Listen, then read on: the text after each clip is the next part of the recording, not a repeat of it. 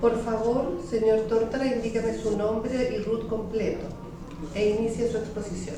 Mi nombre es Hugo Tórtora Aravena, RUT 10.651.642-1. Bueno, mi nombre, como hemos dicho, soy Hugo Tórtora, soy profesor de Derecho Constitucional de la Universidad de Playa Ancha, de la Facultad de Ciencias Sociales y de la carrera de Derecho. El objeto de esta exposición tiene que ver con el análisis de la propuesta del anteproyecto de la nueva Constitución en materia de pueblos indígenas. Me parece necesario hacer una breve contextualización de esta materia en dos sentidos. Primero, tanto desde el punto de vista del derecho interno como desde el punto de vista del derecho latinoamericano, ¿no? Desde un punto de vista del derecho interno, viene sabido de que las constituciones de la República, principalmente desde 1833 en adelante, no contemplaron ninguna mención a los pueblos indígenas. Esto en buena medida, como lo anota el profesor José Antonio González, como consecuencia de la Revolución Conservadora de 1829-1830. Sin embargo, tanto durante la colonia como en la independencia ya había habido algunos avances en materia de reconocimiento de los pueblos indígenas.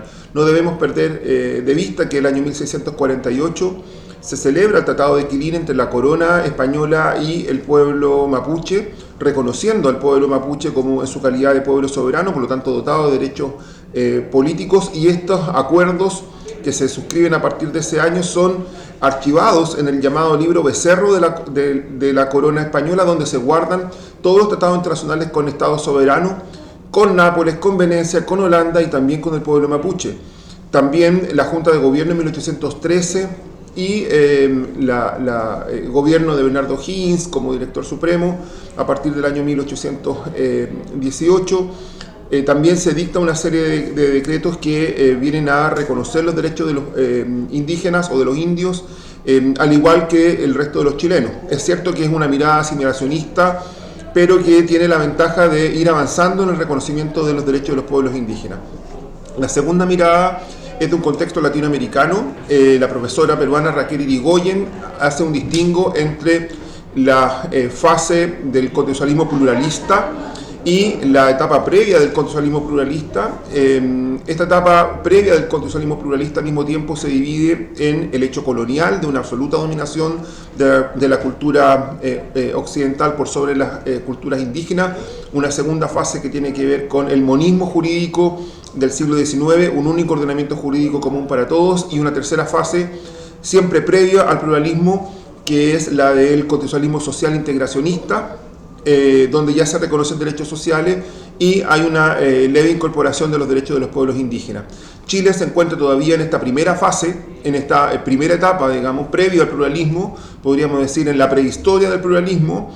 Ni siquiera dijéramos en la etapa si hacemos la asimilación con la prehistoria, ni siquiera en la etapa de los metales o de bronce, sino que todavía en la era de piedra, por cuanto estamos en la fase el modelo colonial y de monismo jurídico, ni siquiera hemos avanzado hacia el constitucionalismo social. La otra etapa tiene que ver, según Irigoyen, con el momento multicultural, pluricultural y plurinacional. Lo que propuso el proyecto, digamos, del año 2022 y que fue votado por la ciudadanía en septiembre del año pasado fue un modelo plurinacional, lo que me parece a mí que es un salto desde la fase 2, por decir de alguna forma, a la fase 6, un salto cualitativo necesario, a mi juicio, pero que chocaba con las tradiciones probablemente constitucionales de nuestro país. Dicho eso, revisemos rápidamente el anteproyecto. El anteproyecto de nueva Constitución está enmarcado, por supuesto, por las bases constitucionales señaladas en el artículo 154 de la Constitución, dentro de las cuales se encuentra la de que la Constitución debe reconocer a los pueblos indígenas como parte de la nación chilena, que es una e indivisible, y el Estado respetará y promoverá los derechos y culturas.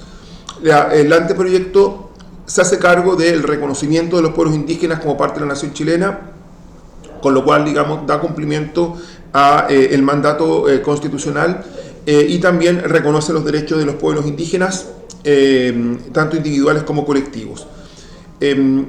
Aún así, me parece necesario hacer tres tipos de comentarios. Primero, elementos donde el anteproyecto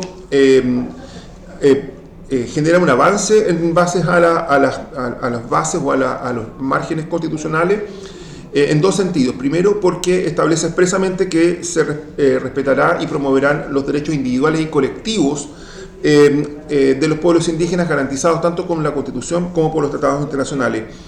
Al introducir la protección de los derechos colectivos, entonces se avanza en justamente el reconocimiento de los pueblos como titulares de derechos. Y también hay un avance en el sentido de, el artículo 53, establecer que el legislador podrá establecer mecanismos de participación política de los pueblos indígenas en el Congreso Nacional. A pesar de ello, es evidente que no debe establecerse como una facultad del legislador, sino que como un deber que tenga el legislador de verdaderamente establecer mecanismos de participación. Es más, debiéramos avanzar hacia el establecimiento de escaños reservados a los pueblos indígenas, por lo menos en la Cámara de Diputados.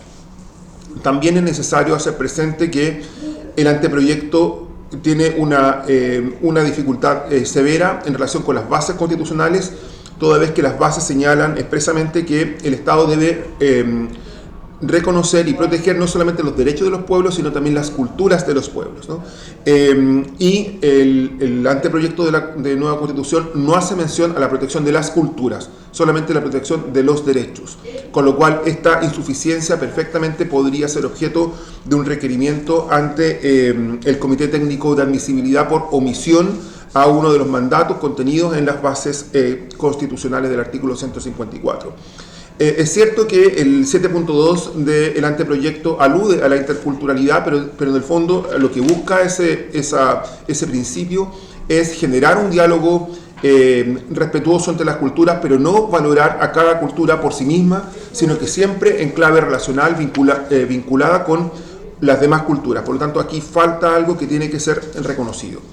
Y finalmente, algunas propuestas adicionales para mejorar el anteproyecto de nueva Constitución. En este punto vamos a señalar tres elementos que nos parecen necesarios. En primer lugar, hemos dicho, ya lo hemos adelantado, ¿cierto?, el establecimiento de el deber del legislador de asegurar la participación indígena en el Congreso Nacional, particularmente en la Cámara de Diputados a través de escaños reservados. En segundo lugar, incorporar al artículo 16 en materia de derechos expresamente el derecho a la consulta indígena, que es un derecho que, como sabemos, está reconocido por el Convenio 169 de la Organización Internacional del Trabajo, y también el derecho, y este es el tercer punto, el derecho colectivo de los pueblos indígenas a que se respeten y se promuevan sus culturas, ¿no? Cuando el anteproyecto asegura el derecho a la participación y el derecho a la cultura, debe también incluirse el derecho de los pueblos a el respeto y a la promoción de sus culturas.